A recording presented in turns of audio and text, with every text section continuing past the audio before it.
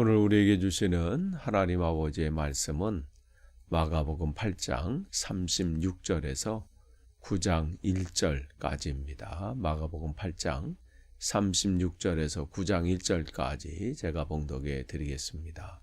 사람이 만일 온 천하를 얻고도 자기 목숨을 잃으면 무엇이 유익하리요?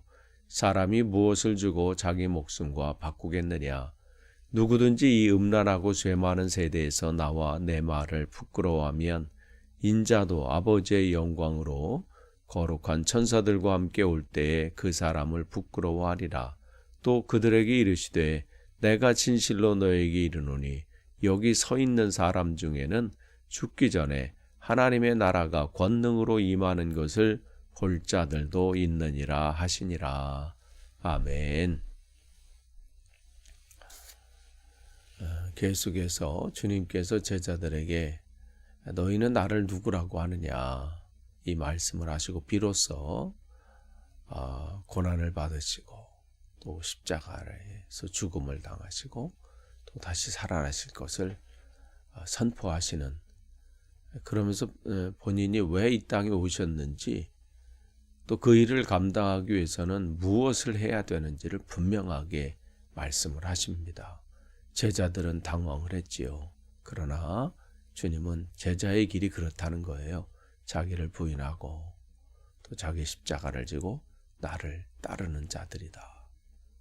그러니까 제자의 삶은 자기가 어떻게 생각하느냐, 사람들이 어떻게 생각하느냐가 아니라 주님께서 무엇을 원하시는가, 또 주님께서 나를 이 땅에 보내신 이유가 무엇인가, 이것을 매일매일 되돌아보고 점검하고 나는 그 길을 지금 제대로 가고 있는가를 확인하는 거예요.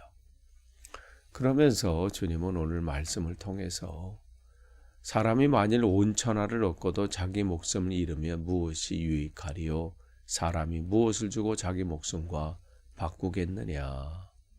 이 말씀을 하시면서 이것은 다른 것이 아니라 사람에게 가장 중요한 것이 우리가 이 생명이잖아요. 목숨. 또 왜 중요한가요? 그냥 하루 더 살아서 다른 사람보다 더 장수해서? 분명히 하나님께서 우리에게 생명을 연장시켜 주신 이유가 있습니다.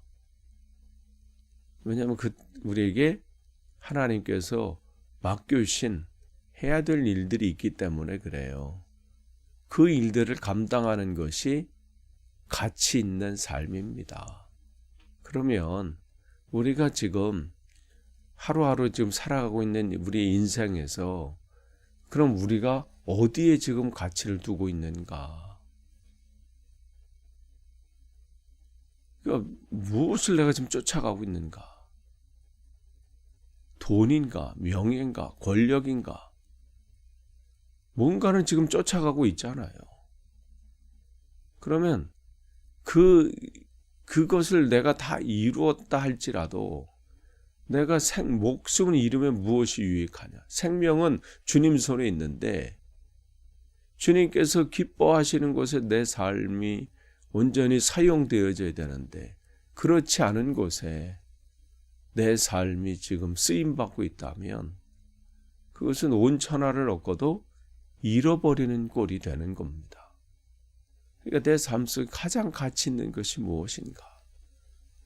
그러니까 하나님이 보실 때 여러분이 살아가고 있는 그 한 걸음 한 걸음은 하나님 보시기에 그 인생은 가치 있는 인생인가? 우리가 지금 무엇을 하든지 어떤 상황 가운데 있든지 어떤 삶을 살든지 결국은 마지막에 하나님을 대면하게 돼 있습니다. 그런데 그 앞에 나는 지금 어떠한가? 이거를 날마다 점검하는 것은 이거는 굉장히 중요한 일입니다. 헨리 8세 때 그때 추기경이 울지 추기경이었어요. 그야말로 왕 다음 가는 그런 권력을 지은 사람이고, 여러분이 우리가 이제 이 지역에 옆에 보면 이제 햄튼 코트가 있잖아요. 그럼 그 사람의 집이기도 했어요. 나중에 왕에게 바치기도 했지만. 그런데 헨리 8세의 그 이혼 문제를 제대로 처리하지 못해서 결국은 쫓겨나게 되고 모든 것을 다 잃어버리게 되잖아요. 그가 마지막에 이런 말을 해요. 내가 왕께 충성한 이 열심, 그 절반만이라도 하나님께 충성했다면 하나님은 내가 늙었을 때 나를 발가벗겨 원수 속에 던져버리지는 않으셨을 것이다. 마지막으로 후회하면 뭡니까? 그러니까 우리가 정말 날마다 내 삶에 내가 지금 목숨을 걸고 있고 고민하고 있고 애쓰고 있는 이 한 걸음 한 걸음의 삶이 진짜 가치 있는 삶인가?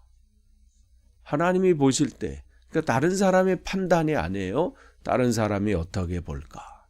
가족들이 어떻게 볼까? 친구들이 어떻게 볼까? 다른 사람들이 어떤 시각과 어떻게 바라볼까가 아니라 하나님은 어떻게 바라보실까? 이 부분이죠. 하나님은 어떻게 생각하실까? 왜냐하면 우리에게 중요한 것은 결국은 날마다 우리는 하나님 앞에 서 있는 것이고 또 주님 앞에 서게 되는 그 날이 있을 거예요. 그러니까 내 인생의 그 판단, 또 내 인생이 잘 살았는가 못 살았는가는 다른 사람의 판단에 있잖아요. 저 사람, 다른 사람이 볼 때, 저분은 성공한 삶이야. 저분은 저 모든 것을 다 이루었어. 그 판단이 아니라 하나님의 판단이에요. 하나님이. 내가 너를 이 땅에 보낸 이유가 분명히 있는데 너는 그냥 먹고 사는 것의 삶을 다 소비했다. 만약에 그렇게 된다면 정말 우리에게 민망한 순간이 되고, 그래서 주님은 무엇을 지금 얻을 것인가를 우리에게 묻고 있습니다. 누가 제자들에게 묻고 있는 거예요. 그러면서 이 음란한 세대, 음란하고 죄 많은 세대, 이 말씀은 뭐예요? 자기를 부인하지 않고 자기 십자가를 지지 않고 자기가 목적한 바로 살아가는 거예요. 그러니까 하나님을 사랑하는 것이 아니라 세상을 짝사랑하고 세상을 동경하고 세상 것을 바라보면서 한 걸음 한 걸음 걸어가는 것이죠. 그러한 세대예요. 그러니까 하나님의 말씀에 관심이 없으니까 그 말씀을 지키는 것은 부끄러운 거예요. 그 말씀대로 행했다가는 어떻게 해요? 내 것이 목적한 바를 이루지 못해요. 그래서 우리가 소선지자 이렇게 서를 이렇게 쭉 읽으면 말라기도 그렇고 특별히 미가서에 보면 거기 보면 제사장들이나 재판관들이나 이런 사람들 얼마나 책망합니까? 재판관들이 뇌물을 받지 않고는 재판하지 않고. 그러니까 그의 관심은 이 일이 얼마나 공정한가? 하나님의 뜻은 어디 있는가? 여기에 관심이 없어요. 국민들이 어떻게 생각할 것이고 관심이 없어. 이 판단, 이 판결을 통해서 내게 이익이 되는가? 앞으로 내가 이 법복을 벗고 세상으로 나갔을 때 내가 그 돈의 자리에 설 수 있는가? 이게 관심이 있으니까 뇌물이 우선이에요. 뇌물이. 제사장들도 그들이 말씀을 전하는데 어떻게 해요? 이 삭을 받는 거, 월급에 관심이 있어. 월급에. 어떻게 해야 이 좋은 말을 많이 해서 이 자리를 내가 끝까지 잘 지킬까? 그러니까 그들은 하나님의 말씀을 부끄럽게 하는 사람이에요. 그러니까 분명히 우리의 삶이 내가 걸어가는 걸음걸음이 나는 그렇지 않은데 이런 게 아니라 하나님 말씀을 생각하지 않고 그렇게 걸어가는 삶이 어떻게 해요? 주님의 말씀을 부끄럽게 만드는 것이죠.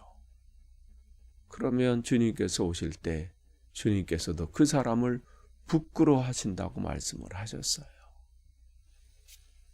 그러면서 계속해서 오늘 9장 1절 계속 이어지는데 또 이 말씀하십니다. 여기 너희에게 이르노니 여기 서 있는 사람 중에 죽기 전에 하나님의 나라가 권능으로 임하는 것을 볼 자들도 있느니라. 그러면 이 말씀 어떻게 잘못 보면 주님께서 재림하실 그 말씀을 하시는 건가? 아니 주님께서 재림하실 그 날이 언제인지 그건 주님만 아신다고 말씀하셨는데 그러면 벌써 이 지령이 하나님으로부터 나와서 이 사람들이 살아있는 동안 온다 이 말씀을 하신 것은 아니잖아요. 그러면 뭘까요? 하나님의 나라가 권능으로 임한다.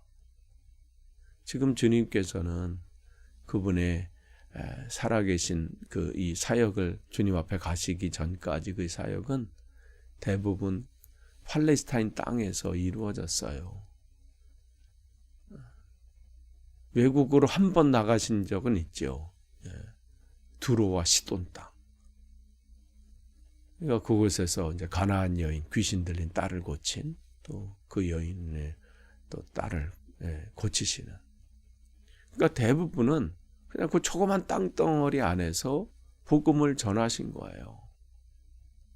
그런데 그곳에서도 모든 사람들이 다 환호하고 다 영접했나요? 그렇지 않아요. 대부분의 종교 지도자들, 권력을 또 가졌다고 하는 사람들은 다 예수님을 적대시했어요. 그리고 이단이라고 하고 또한 사회를 혼란스럽게 만드는 자다. 그러니까 저 사람은 그냥 둬서는 안 된다. 다 죽여야 된다. 그러니까 늘 죽일 생각만 하고 있어. 어떻게 하면 저 사람을 무너뜨릴까? 그러니까 그러한 입장에서 제자들 안에서는 두려움을 갖는 사람들이 왜 없겠어요? 이 12명의 제자들 말고도 많은 사람들이 지금 주님을 따르는 자들이 있었는데 과연 예수님께서 지금 선포하신 이 하나님의 나라가 이 땅에 임할까? 뭔가 지금 새로운 어떤 일들이 일어날까? 봐도 될 것 같지 않아요. 분위기도 그렇고 상황도 그렇고 여러 가지 일들이. 근데 입에서 나오시는 말씀은 고난을 받으신다고 하고 죽으신다고 하고 그러니까 과연 이 땅에 부흥이 있을 수 있을까? 전혀 기대할 수 없는 그런 상황들인데 어떻게 됐어요? 고난을 받으시고 십자가에서 죽으셨을 때 그들은 끝이라고 생각했을지요. 이제 끝났구나. 여기까지인가 보다. 그런데 그들 눈에 무엇을 봤어요? 주님의 부활을 보게 된 거예요. 그것뿐만인가요? 그들의 힘이 없어 두려워하고 있을 때 성령께서 그들에게 강력하게 임하셔서 그들이 권능을 받아서 복음을 가지고 목숨을 걸고 그 사명을 감당했을 때 30년이 채 지나지 않아서 이 소아시아 지역, 지금의 터키 지역이죠. 복음이 강력하게 임하게 되고 교회가 세워지고 또 여러분 안디옥 교회는 그곳에서 그리스도인이라 칭함을 받는 용사들이 생겨나게 되고 또 거기서 더 나아가서 그리스 지역에 또 로마에 복음이 하나님의 나라가 확장되는 것들을 이 사람들이 보게 되는 거예요. 지금은 뭐가 보이는 것이 없어요. 안 될 것처럼 보이고 암울하고 과연 지금 상황 같은 데서 부흥은커녕 우리조차도 제대로 설 수 있을까? 그런 때에 이들은 하나님의 나라가 임하는 것을 목격하게 된 거죠. 진짜 주님께서 말씀하신 대로 되는구나. 주님이 말씀하신 것은 분명히 이루어진다는 거죠. 이게 믿음이에요. 주님께서 약속하셨거나 말씀하신 것은 반드시 이루어진다. 지금 우리 시대를 보면 어쩌면 지금 제자들이 바라보는 그 시대처럼 암울할 수 있어요. 이 땅에 다시 이 복음의 부흥의 그 계절이 올 수 있을까? 다시 이 시대에 하나님의 역사들이 나타나는 그러한 시대가 올 것인가? 보면 교회마다 무슨 노인분만 있다고 그러고 들려오는 소식은 교회가 숫자가 줄어든다. 이런 얘기는 들리지만 그런 가운데 과연 예전에 그 부흥이 영국 땅에 다시 있을 수 있을까? 그런데 주님은 오늘 우리에게 말씀하십니다. 올곧게 자기를 부인하고 자기 십자가를 지고 계속해서 주님을 따르는 자들, 그들을 통해서 하나님의 역사가 나타난다는 것이죠. 그런 사람들이 오늘 내가 바로 그렇게 설 때에 어떻게 해요? 하나님의 나라가 권능으로 임할 것을 볼 자들도 있느니라. 여러분, 이 시대에 우리가 그것을 보기를 원합니다. 하나님께서 그 일들을 또 이루실 것입니다. 오늘 주님은 이 제자들이 그 하신 말씀, 그것이 오늘 살아가는 우리들에게 하시는 말씀이에요. 다시 한번 이 말씀을 붙잡고 오늘도 내가 가치 있는 일에 내가 애쓰는 그러한 하루의 삶이 되시기를 간절히 축원합니다. 기도하겠습니다. 하나님 감사합니다. 내가 걸어가는 이 걸음걸음이 하나님 보시기에 가치 있는 삶이 되기를 원합니다.